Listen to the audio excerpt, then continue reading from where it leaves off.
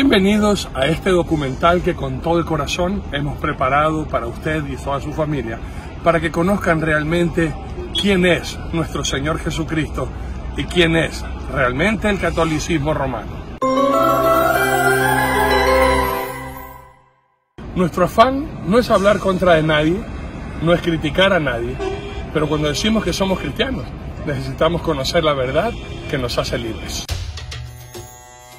Uno de los más grandes imperios del mundo. Todas las riquezas del mundo fueron a dar a las manos de los egipcios por la gran hambruna que existió en tiempos antiguos. Egipto fue un estado teocrático, es decir, fue regido por sus dioses y sus ministros religiosos. Su gobernante era Faraón, quien se consideraba descendiente directo de los dioses, es decir, el representante de Dios en la tierra. En vida de estos gobernantes eran considerados personas especiales y cuando morían pasaban a ser venerados como dioses. A la muerte del faraón, en la mayoría de ocasiones, los primogénitos eran nombrados nuevos faraones. Por ende, queremos invitarle a caminar a través de lo que fueron los faraones, los reyes, las dinastías, y también luego, con la bendición de Dios, iremos a Roma para que vean la comparación de lo que es Egipto y de lo que es también, amigos míos, el plagio de Roma, de Egipto, para construir el imperio católico. Así que con toda la familia, prepárense para descubrir la verdad oculta en el catolicismo romano. Bienvenidos a este su programa, Dile a un amigo.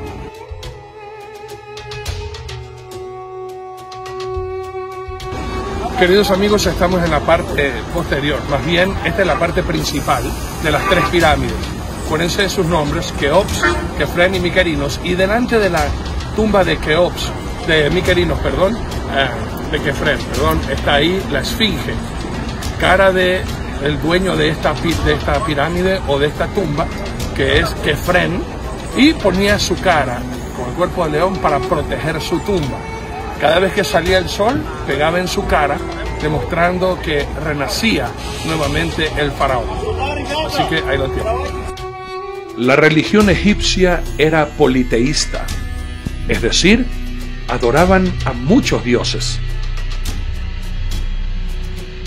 En la religión politeísta egipcia, es decir, la concepción religiosa o filosófica basada en la existencia de varios seres divinos o dioses, en su cultura funeraria, ellos pensaban alcanzar la inmortalidad del alma y debían tener su cuerpo intacto.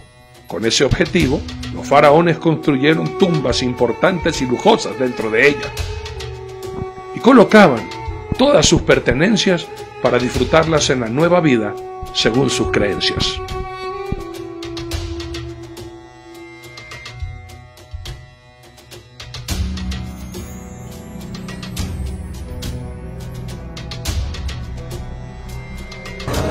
Estamos entrando a la tumba de Meneptah.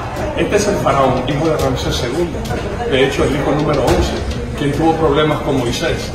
Y Dios lo sacó victorioso al pueblo de Israel, venciendo a este faraón.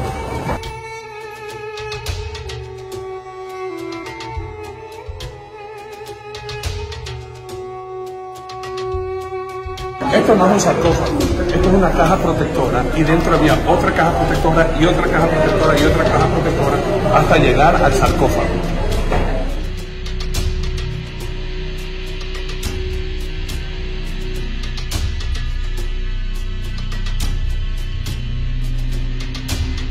Esa caja que vimos allá afuera va dentro de esa caja también.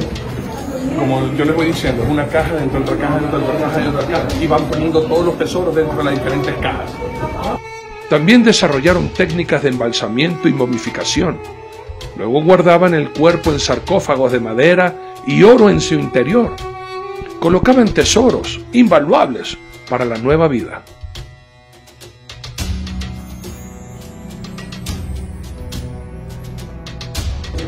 Esto es insólito, acabamos de entrar en un lugar donde solamente a nosotros se nos ha permitido, Dios nos está regalando este lugar, y se creía que cuando uno resucitaba, venía y encontraba la cara. Aquí estaba la cara de este faraón que tuvo problemas con Moisés, y que se reencontraba, venía uno a rezar a este lugar y resucitaba a la vida eterna.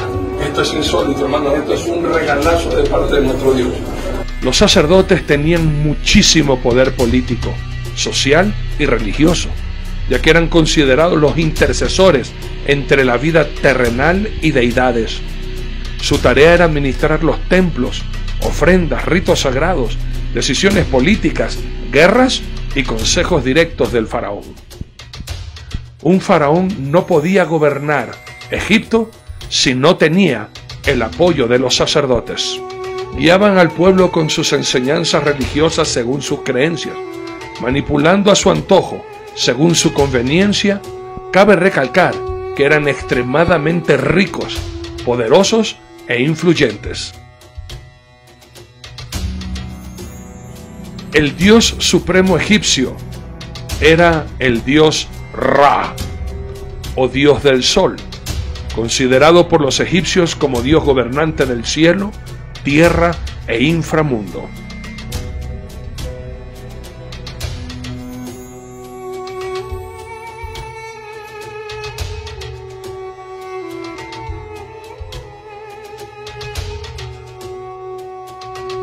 Muy importante en todos los templos, sea faraónico e inclusive greco-romano, que adoptaron los dioses egipcios, además de todos los otros dioses que con el tiempo fueron cristianizados, es el disco solar.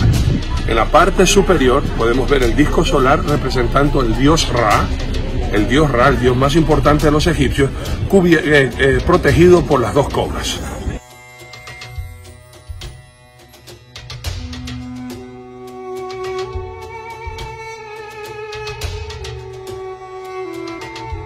Una de las más poderosas diosas egipcias era la diosa Isis, o diosa de la vida, representada siempre como una madre cargando a su hijo Urus. Representaba a la madre, reina y diosa de todos los dioses egipcios, la reina de los cielos, muy simbólica al llevar un bebé en brazos, también adorada en la época greco-romana como Diana o Artemisa, diosa de la luna y naturaleza. Queridos amigos, nos encontramos en Asuán, en la isla Philae, y vamos a visitar este templo. Imagínense cuán importante es este templo, y era la diosa de este templo, para que le hayan hecho este majestuoso edificio. Como ustedes verán, las columnas y todo lo que representa, y estaremos hablando en este programa sobre las columnas, la diosa del amor, la diosa Isis, que luego, con el tiempo, fue llevado por los grecos. Hermanos, le cambiaron el nombre a la diosa, la reina del cielo, la diosa Venus, la diosa Diana, hasta convertirse en la diosa más poderosa que tiene la Iglesia Romana Católica. Es importantísimo recalcar que este templo fue construido alrededor de 1300 a 1500 años antes de Jesucristo, y fue restaurado cuando llegaron los griegos acá a Egipto en el año 300 años antes de Cristo. Fue reconstruido. Por eso usted va a ver mucha similitud en todos los templos, como vamos a aprender en este programa, ¿ok? Veamos. Era tan importante la adoración a esta diosa Isis, que imagínense, su nombre ha trascendido hasta el día de hoy. Por ejemplo, el nombre Isabela, Isis la Bella, París, para Isis.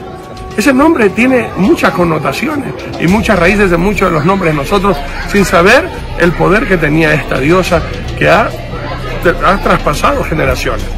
Cuando ustedes vean, y vamos a entrar ahora a este templo, es importante ver que muchas de las caras que están aquí a mis espaldas están machucadas con cincel, y eso lo hicieron los cristianos que vinieron acá.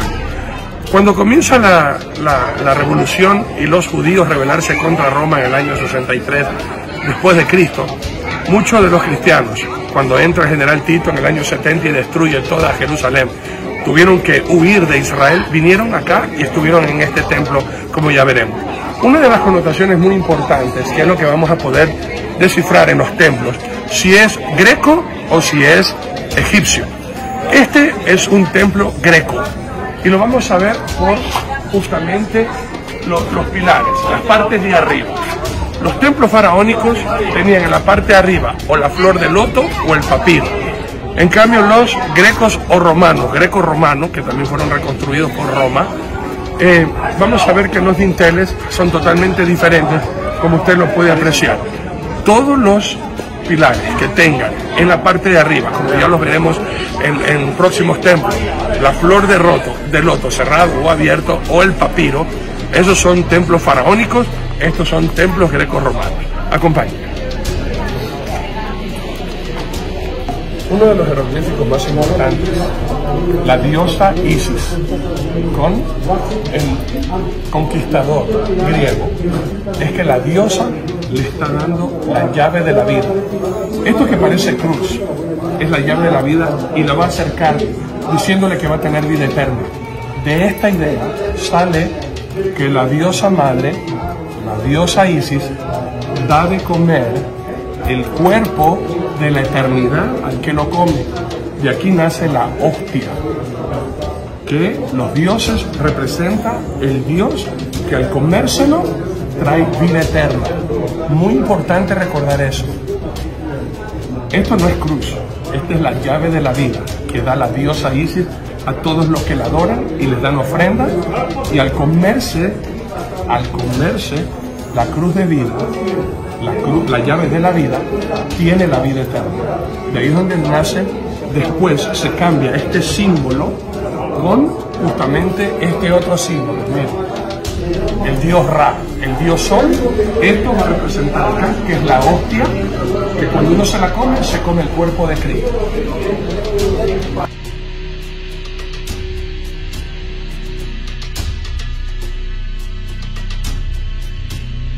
Amigos, estamos acá en la ciudad de Edfu y vamos a visitar el templo de Edfu dedicado al dios Horus. Es el mejor templo greco-romano conservado. En 1867 fue descubierto, estaba totalmente cubierto de arena.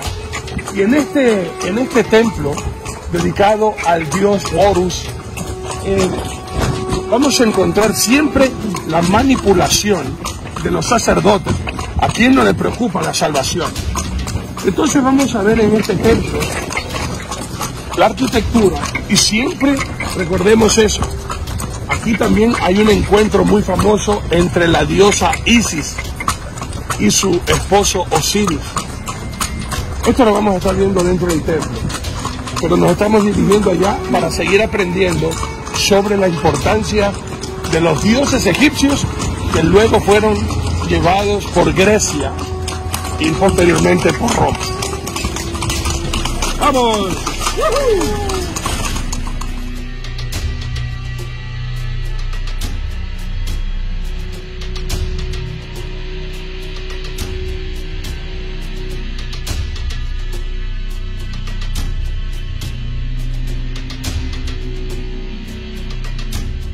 Horus, dios del cielo, es un dios que representaba al faraón en vida, y cuando éste muere se convierte en Osiris. También es identificado como el dios del cielo. Horus es representado muy comúnmente como un halcón, como un hombre con cabeza de halcón y la doble corona o un disco solar sobre su cabeza.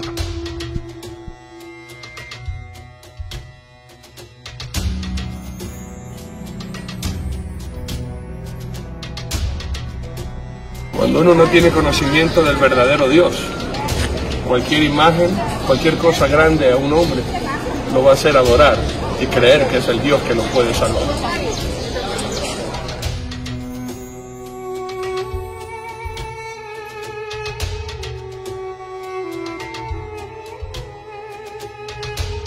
Osiris, dios de la resurrección, es el dios de la fertilidad, de la agricultura, de la muerte y de la resurrección. Es hermano y esposo de Isis, también padre de Horus.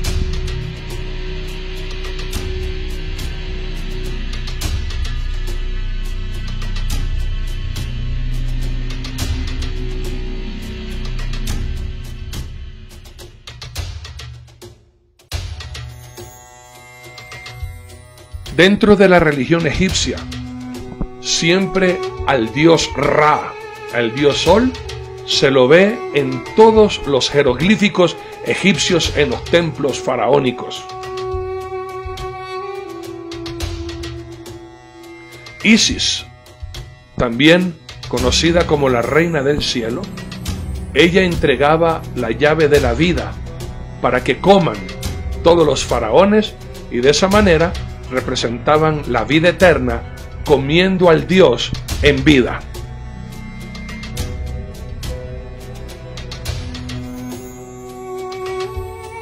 La diosa Isis siempre va a ser representada como la reina del cielo. Y la vamos a ver siempre con el gran sello lunar. Acuérdense que para los egipcios el dios todo supremo es el dios Ra, el dios Sol, que siempre lo va a ver con esta esfera en los diferentes lugares donde vamos a ver. Aquí a mis espaldas vamos a ver a la diosa justamente sentada en el trono y en las alturas, como la vamos a poder apreciar en la parte bien alta, en la parte superior, siempre sentada en el trono y todo el mundo rindiéndole pleitesía. En este guerrero que lo vemos acá es Bartolomé, justamente uno de los invasores y conquistadores del mundo, sucesor de Alejandro el Grande, rindiéndole pleitesía y culto a la diosa del cielo. Muy importante y poderosa es esta diosa para los egipcios, luego para los griegos y posteriormente para todos los seguidores de Roma. Veamos.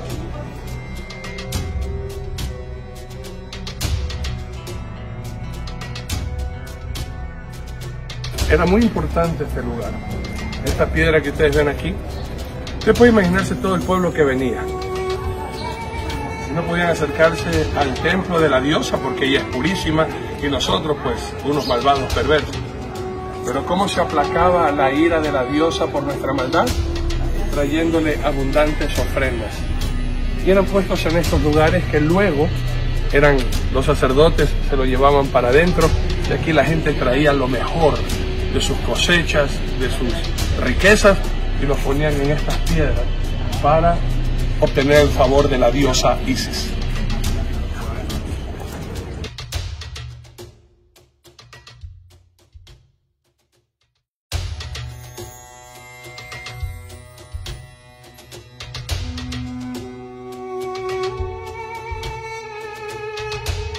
Los templos egipcios fueron construidos para el culto oficial de los dioses y la conmemoración de los faraones.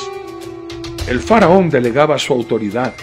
La realización de los rituales era un deber oficial, restringido solo a los sumos sacerdotes, los cuales podían manipular estos templos a su antojo. Tal era su influencia que se ocultaban en cámaras secretas y fingían voces divinas para dar respuesta y manipular a quien consultaba a dichos dioses.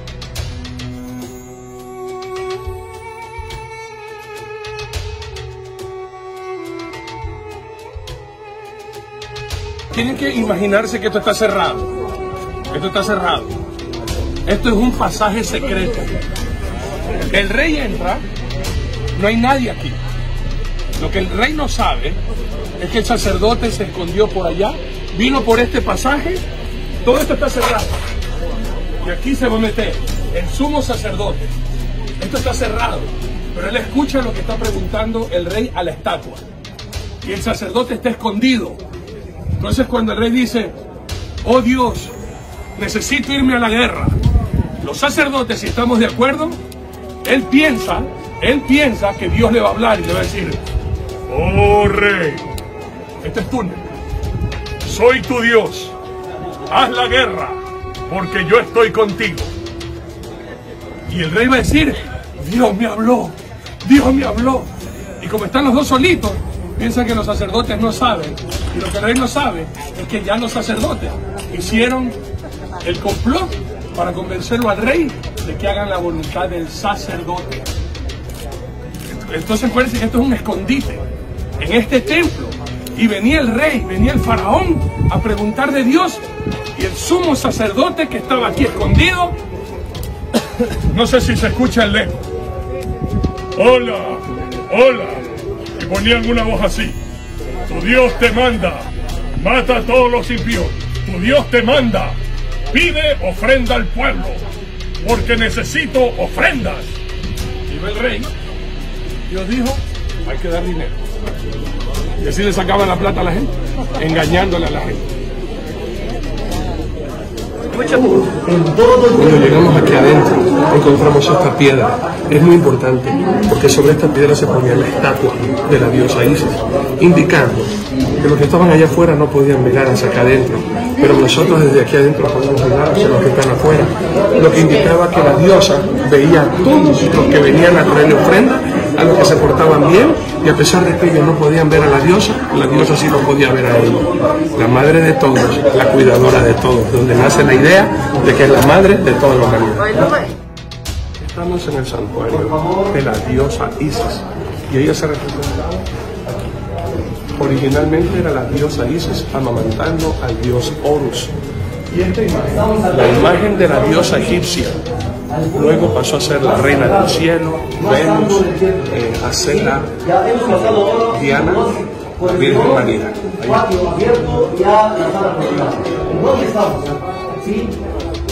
Amigos queridos, nos encontramos en Komombo.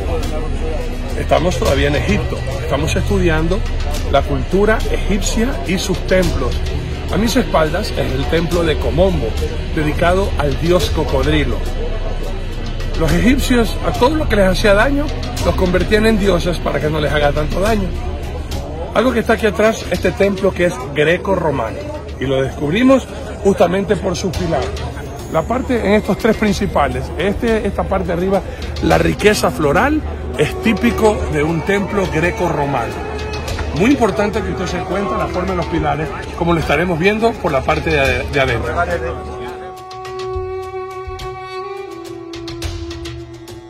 Estamos ahora en la ciudad de Luxor, y a mis espaldas el famosísimo templo de Luxor, que es el museo más grande del mundo al cielo abierto. De hecho, un tercio de toda la obra de esculturas egipcias se encuentra en este templo. Y de este lugar es el primer templo faraónico que les voy a enseñar, para que ustedes se den cuenta los pilares, pero hay algo importante que quiero dar a conocer a ustedes, y es el obelisco a mis espaldas. ¿Qué significa el obelisco? ¿Y por qué el Vaticano tiene uno? Y de hecho en toda Roma hay más obeliscos que son egipcios en Roma que aquí en el mismo Egipto. Una cosa importantísima, acuérdense que muchas de las mitologías que el pueblo creía, quien enseñaba, los sacerdotes. Inventaban con sus cuentos, con sus historias, que la gente creía, porque lo que dice lo que decía el sumo sacerdote era la palabra de Dios, y la gente tenía que obligada a obedecer y a creer. Vamos a ver.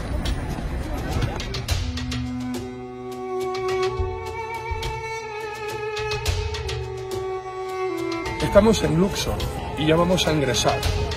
Quiero que encuentre usted la entrada impresionante, donde va a encontrar estatuas gigantescas para demostrar el poderío. Recuerden que este es el primer templo faraónico que estamos presentando ahora. Los otros que hemos visto han sido templos greco-romanos, donde ellos aprendieron de estos templos. Este templo nada más y nada menos tiene 1500 años antes de Cristo la construcción. Los otros que hemos presentado están 200, 150 años antes de Cristo, son greco-romanos. Pero este templo que vamos a ver acá, de donde se va a copiar la mayoría de todos los templos que hemos presentado, incluyendo el Vaticano, quiero que usted se dé cuenta la similitud de este templo.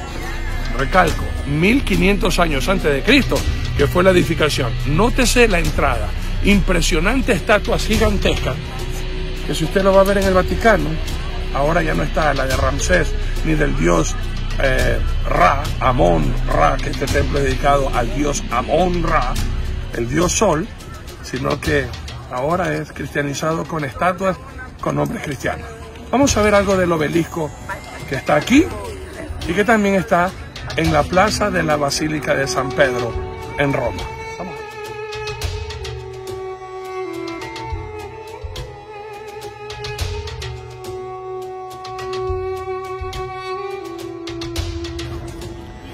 ¿Qué significa este monumento que tengo a mis espaldas? Se tiene que entender que para los egipcios, estas dos torres, podríamos llamar, el nombre correcto es obelisco, habían en la entrada de este templo dos. Este es uno y el otro se encuentra en la Plaza de la Concordia en Francia. ¿Ok? Ya de eso hablaremos en otra cosa. ¿Pero qué significa el obelisco? Tiene que ver que este obelisco, originalmente en la punta, justo en la punta que terminaba en forma triangular o piramidal, era de oro. Y al salir el sol resplandecía y toda la gente por toda la comarca podía darse cuenta dónde estaba el templo dirigiéndose al Dios. Hay algunas creencias sobre lo que significa el obelisco. Primero, era la aguja del faraón. Como usted se da cuenta, el obelisco tiene 4 partes y en los 4 lados habla de la historia de la vida, es decir, la biografía del faraón. La otra cuestión es que refleja a los rayos del sol, del dios. Acuérdense, el sol era el dios de los egipcios, ya que salía con toda su esplendidez todas las mañanas. Y esto lo que significaba que era un rayo del sol, de un dios pagano, de un dios de la creencia egipcia, que no tiene nada que ver con el cristianismo. ¿Ok? Y siempre apuntando hacia el cielo donde salía el sol. ¿Qué tiene que ver esto con el cristianismo? Nada. Pero nótese, representaba al dios Amón-Ra como un rayo del sol. Y el 25 de diciembre se celebraba el nacimiento del nuevo dios sol, el solsticio, y por ende después se cristianizó esa fecha con el nacimiento de Jesús.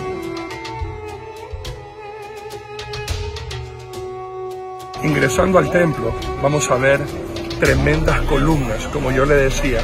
Usted va a identificar ahora que esto es faraónico porque en las puntas, en los capiteles de las columnas, se va a encontrar o la flor de loto cerrado o abierto y el papiro.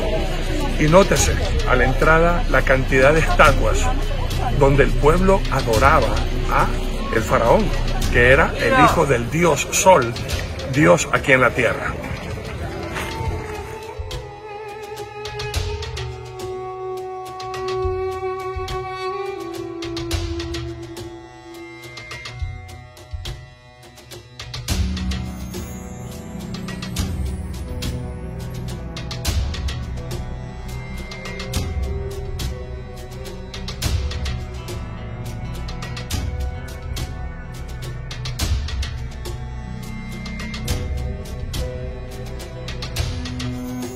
Para los egipcios, la muerte era más importante que la vida terrenal, que era momentánea. Para ellos, la vida espiritual que venía después de la muerte era lo más importante.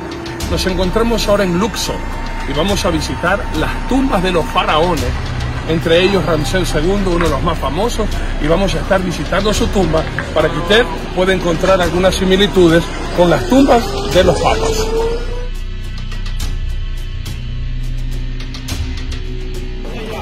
Estamos a punto de ingresar a la tumba de Ramsés VI.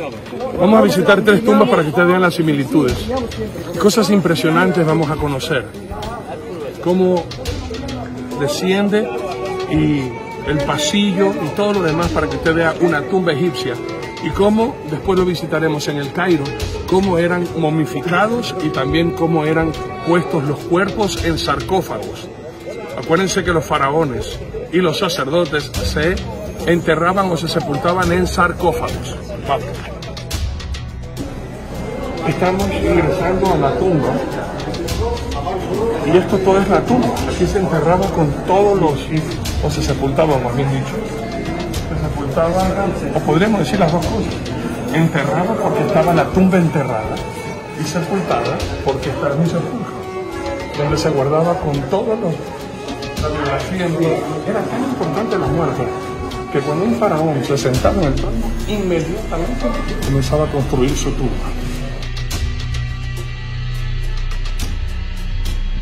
El Ankh es uno de los símbolos más reconocibles del antiguo Egipto, conocido como la llave de la vida o la cruz de la vida.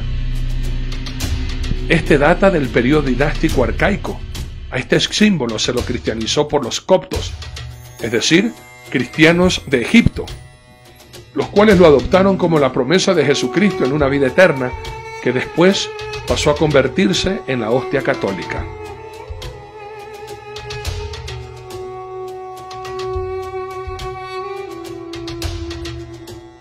Y amigos, por la pura gracia y misericordia de Dios y gracias al apoyo del Ministerio Mundial de un Amigo, nos encontramos en la Ciudad del Vaticano, en la Basílica de San Pedro, para continuar, amigos, la similitud entre todo lo aprendido en Egipto, que Roma copió y ahora lo ha instituido en el Vaticano, y desde aquí vamos a aprender cómo Gregorio el Grande majestuosamente unió la política con la religión y se creó el Imperio Católico Romano.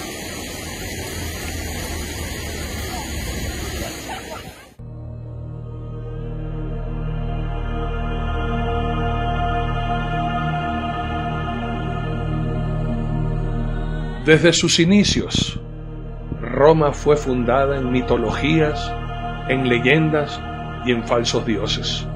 Se dice que los fundadores de Roma fueron dos hermanos criados por una loba. Estos hermanos eran Rómulo y Remo.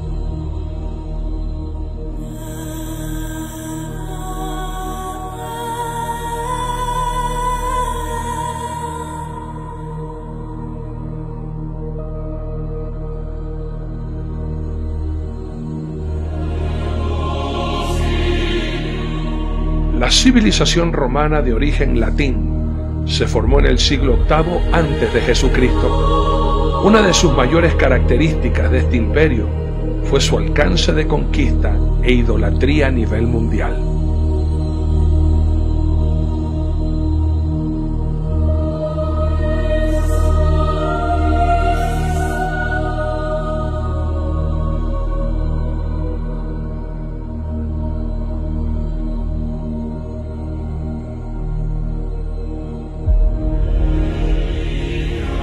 El imperio es el sistema en el que el poder político real estaba en manos de un solo individuo, el emperador. Al igual que los egipcios, el emperador era un dios y representante del Dios divino y supremo sobre la tierra ante todos los seres vivos. Se inauguró con el emperador Augusto. El Senado quedó limitado a ser un órgano de apoyo de ese poder político.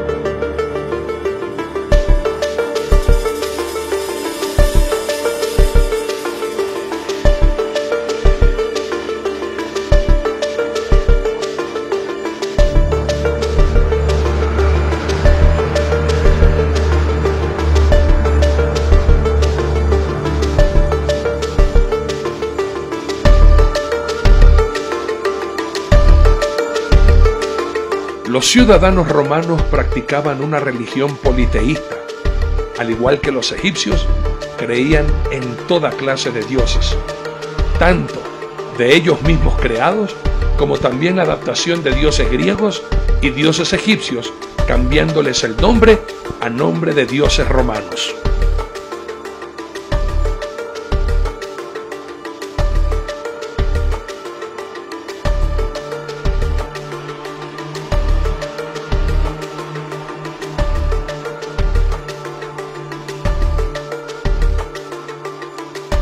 En el siglo IV, el Imperio Romano adoptó el cristianismo a través de su emperador Constantino, como una medida para contrarrestar la paulatina desintegración social y política del Imperio Romano.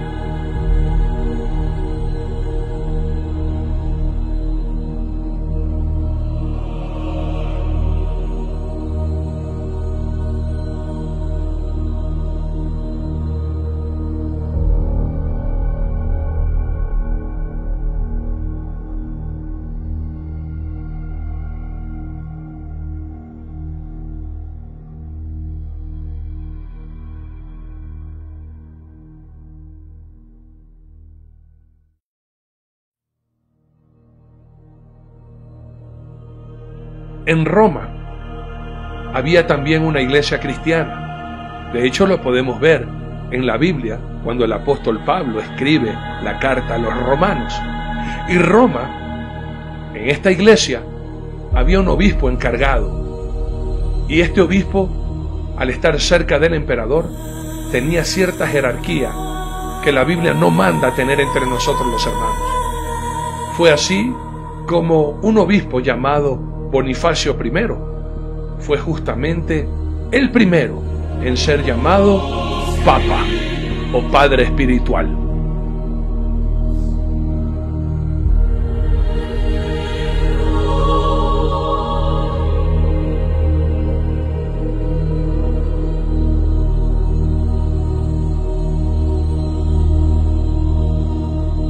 Gregorio el Grande fue quien infundió y cristianizó toda práctica religiosa, costumbres y cultos idolátricos, uniendo la religión con la política, en una época en donde Roma estuvo en decadencia y total pobreza. Gregorio el Grande aprovechó la situación abasteciendo a toda Roma con alimentos en toda Italia. Por ello la religión adquirió poder y control sobre la Iglesia Católica.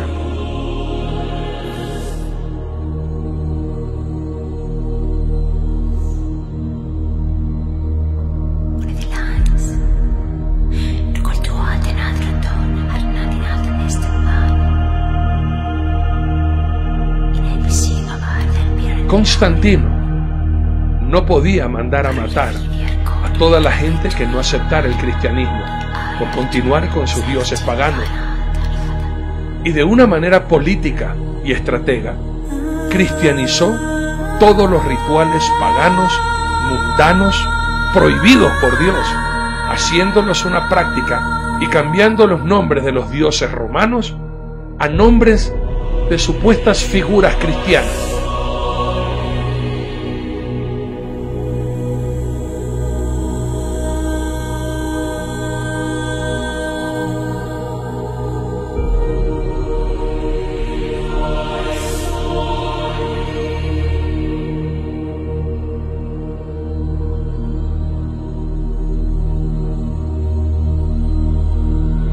Tanto así que una práctica pagana, mundana, asesina y cruel, como era el solsticio o la Saturnalia, que empezaba del 18 hasta el 25 de diciembre, se cristianizó y dio a luz a lo que la mayoría del pueblo mundano, mal llamado cristiano, celebran estas fiestas paganas, cambiando el nacimiento del nuevo sol del 24 al 25, poniéndole ahora el nacimiento de Jesús, que la Biblia no lo indica y nunca lo aclara.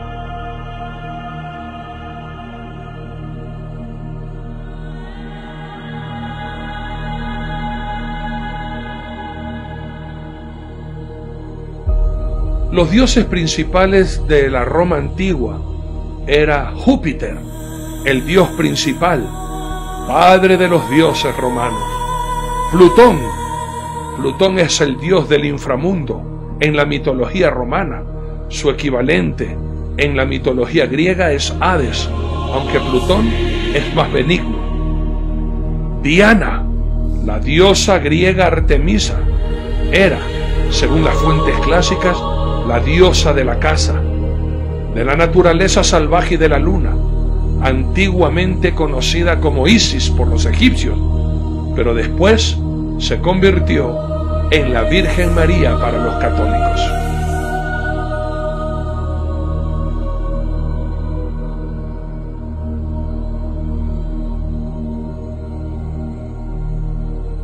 Por tratarse de la morada que acogía a los dioses, el templo romano era construido cuidadosamente con materiales de primera calidad. Además, era un lugar exclusivamente reservado a los sacerdotes, quienes se encargaban de cultos paganos. Copiaron su arquitectura de los antiguos templos egipcios.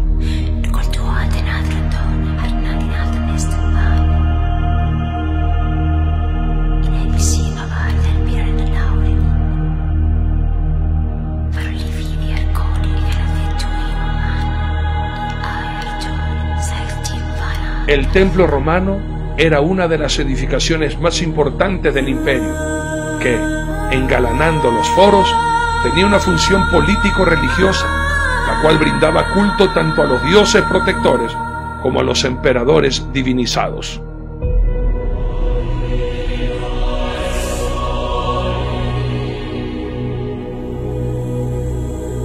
El catolicismo es una doctrina religiosa cuyo jefe espiritual está a la cabeza del Vaticano en Roma, actualmente el mal llamado Papa Francisco.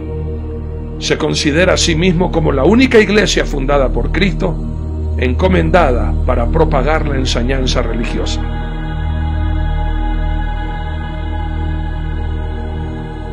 Gregorio el Grande ubicó estratégicamente en Roma esta iglesia universal, o también llamada católica, para controlar el mundo entero. Mi Señor Jesucristo nunca estuvo en Roma, y mi Señor Jesús nunca fue el fundador de la iglesia romana, sino empezando por Constantino hasta configurarla con Gregorio el Grande.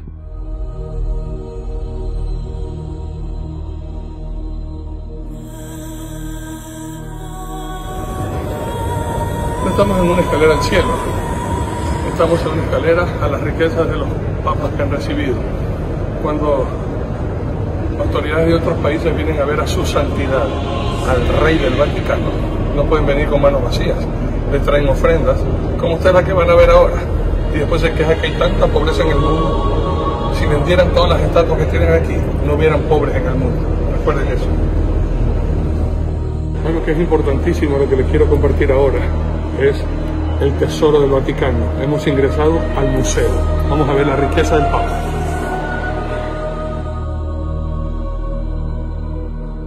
El Vaticano, que no es más que simple y llanamente el mausoleo de los hombres pudientes de Roma y de los líderes de la religión romana, desde ahí se controla y ha controlado al mundo entero, lleno de opulencia, llenas de tantísimas riquezas, como podemos observar, las reliquias, los tesoros, las esculturas, los cuadros de famosos pintores y escultores, que si se pudieran poner en una subasta, el dinero del mundo no alcanzaría para poder comprar toda la riqueza que existe en el Vaticano.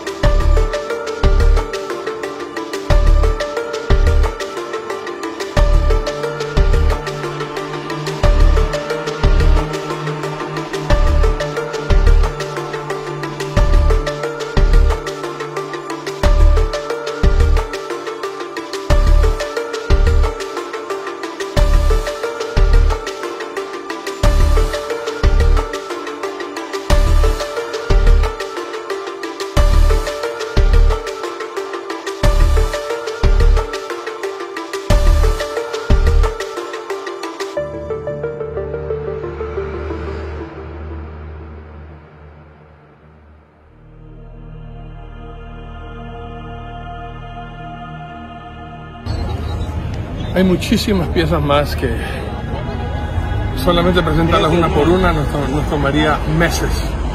Entonces viene la pregunta, ¿de dónde sacó esta iglesia tanto dinero para comprar tantas obras de arte, para almacenar tanta riqueza de la manipulación de los bienes con dinero?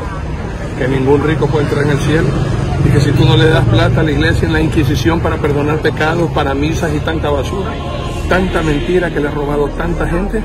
Me da tanta risa cuando el burro, hablando de orejas, se atreve a decir que los cristianos somos ladrones, cuando aquí hemos visto Y recalco, ¿de dónde sacaron tanta riqueza, tanto dinero para comprar tantas cosas? Si ellos vendieran todas las cosas que ellos tienen en posesión, créanme que se acabaría la pobreza en el mundo.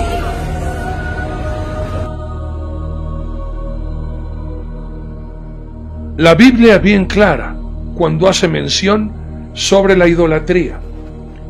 En el libro de 2 de Corintios, capítulo 6, versículos del 14 al 18, el Señor nuestro Dios nos invita a salir de la religión pagana idolátrica de Roma para empezar una relación de sumisión y de total entrega a nuestro Señor Jesucristo.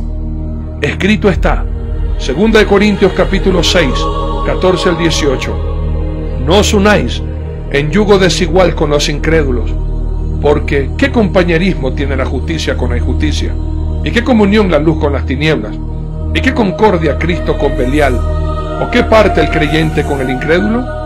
¿Y qué acuerdo hay entre el templo de Dios y los ídolos? Porque vosotros sois el templo del Dios viviente. Como Dios dijo, habitaré y andaré entre ellos, y seré su Dios, y ellos serán mi pueblo. Por lo cual, salid en medio de ellos y apartaos, dice el Señor, y no toquéis lo inmundo, y yo os recibiré, y seré para vosotros por Padre, y vosotros me seréis hijos e hijas, dice el Señor Dios Todopoderoso. No llamemos Padre a nadie en la tierra, porque uno es nuestro Padre, el que está en los cielos. Mateo capítulo 23, versículo 9, escrito está y dice así el Señor tu Dios. Y no llaméis Padre vuestro a nadie en la tierra, porque uno es vuestro Padre, el que está en los cielos.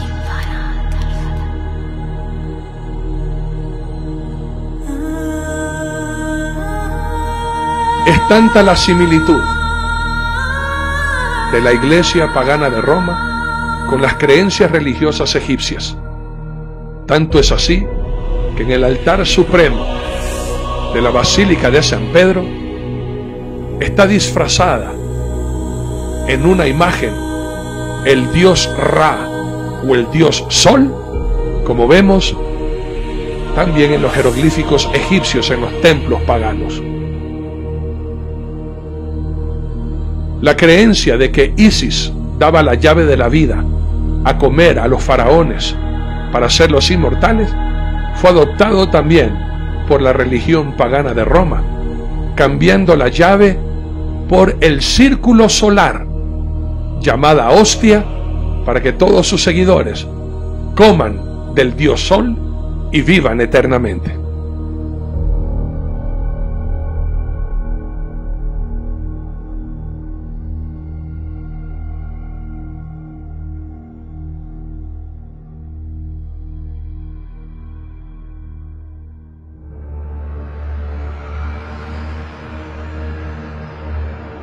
Hasta en la muerte faraónica es impresionante la similitud de los papas y de la gente pudiente de aquella Roma, que vemos hasta en la similitud de la muerte, los papas y los hombres poderosos sepultados en sarcófagos como en el antiguo Egipto.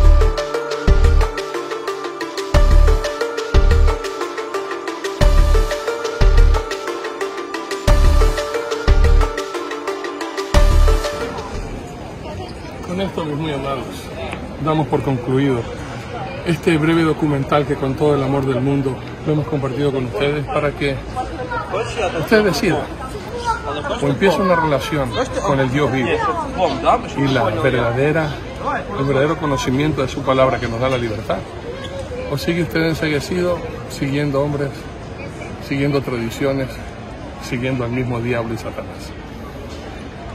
Muchas gracias a Dios por habernos dado este espacio y gracias a ustedes por la atención brindada a este documental. Con la cámara de mi esposa Mayra Rivas de Norero, gracias al apoyo de mi hermano Vicente Moreno, desde la Ciudad del Vaticano, les damos un gloria a Dios. Hay vida en Jesús. Dile, amigo.